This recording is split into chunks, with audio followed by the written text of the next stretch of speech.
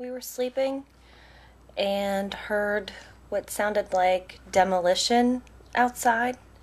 And that's the first thing that came to my head was, there was a dump truck outside. And then things started hitting the house, and Randy got up to look out. He looked at the front door, and there were 2 officers shot that he could see. One in front of the house here, and the other one in the walkway of the shooter's house. And it was just instant fear.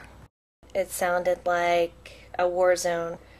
The whole house was rumbling all day with just gunfire.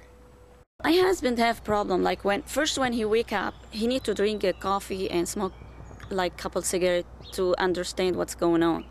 And that day when he wake up and he heard the shooting and he said, "What's going on?" I said, "Somebody killed in front of my house."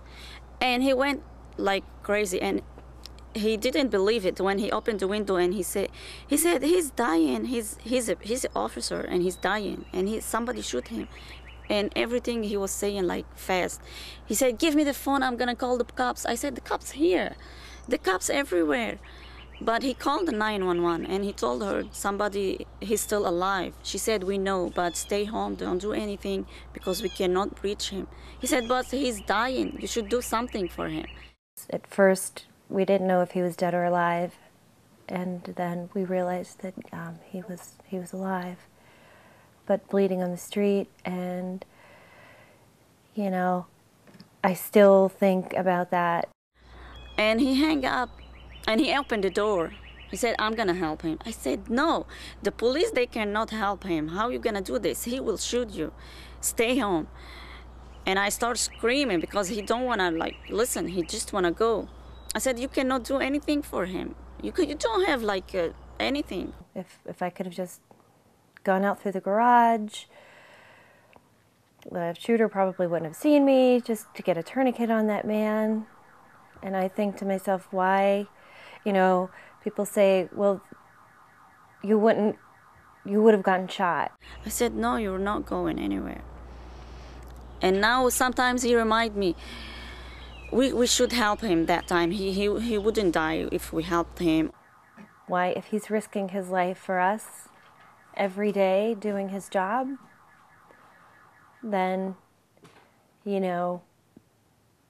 why couldn't I have gone out there? He's not saying he feel guilty because he didn't help him. He's not saying that, but I know he's feeling guilty because he was the one to help him, and he keeps saying he shouldn't die. I think about Officer Kelly all the time. And I saw his family. They came down at one point just to see the scene of the crime and where everything happened. And I went back inside because I was ashamed seeing them, just thinking, if there was just something I could do instead of just watch. And it just keeps going through my mind over and over again.